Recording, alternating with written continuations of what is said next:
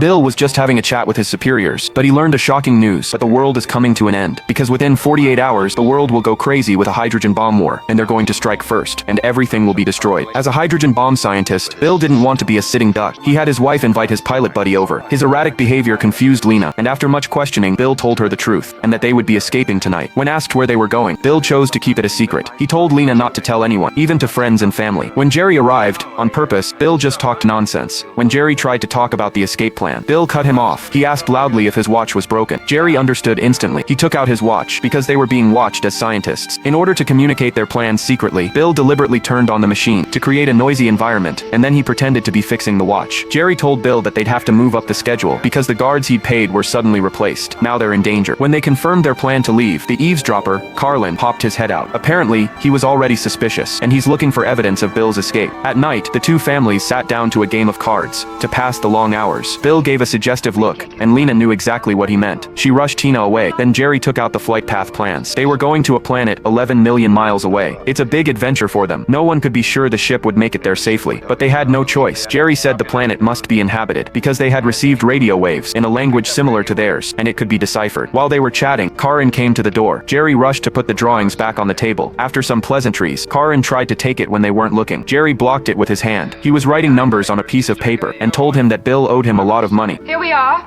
Lemonade, everyone?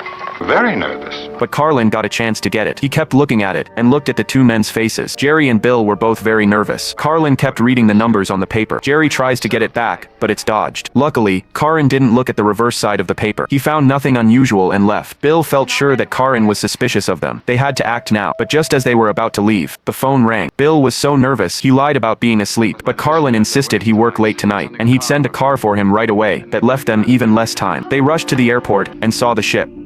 A flashlight flickered on at the airport. Jerry warned the driver, "Get the lights to come on." This was the signal for their docking. Soon a figure came toward them. Surprisingly, it was Karin. Obviously, this guy knew about the escape plan. At this point, Bill and Jerry were confused. Karin took the gun, ordered everyone to get out the car, to meet with the authorities. They were forced to comply. When Carlin wasn't looking, Karin Tina suddenly knocked his gun out of his hand. Jerry and Bill quickly overpowered him. After removing this obstacle, they opened the gate and drove closer to the ship. Unluckily, the alarm was triggered. They had to move as fast as they could. When they arrived, they disconnected the fuel line. Just as they were boarding, the guards arrived. Luckily for the men, they've all seen boxing. They took care of the guards with ease, and launched the ship without a hitch. Jerry and Bill looked out the window at the night sky, and saw the planet they were going to, and marveled at how lucky they were to find a planet where people live. It was the third closest planet to the sun. They called it Earth.